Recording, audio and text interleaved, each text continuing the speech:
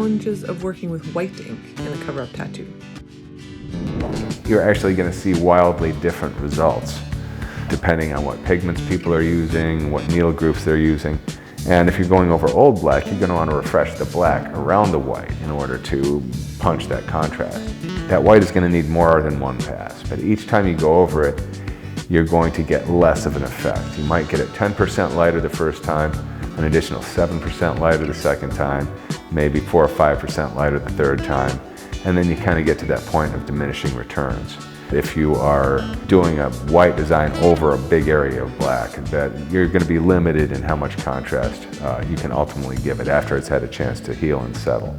Now, if you're covering something that is, has just got a few dark areas in it, then you can be a lot more selective about how you lay out your new design. And although you're probably going to end up using light colors in white in parts of those dark areas, and it will end up kind of fading down and getting a little bit darker, in a larger scheme of things, it can all work very well in that context.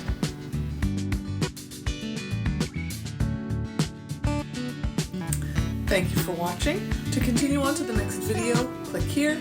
To start from the beginning of the series, click down here.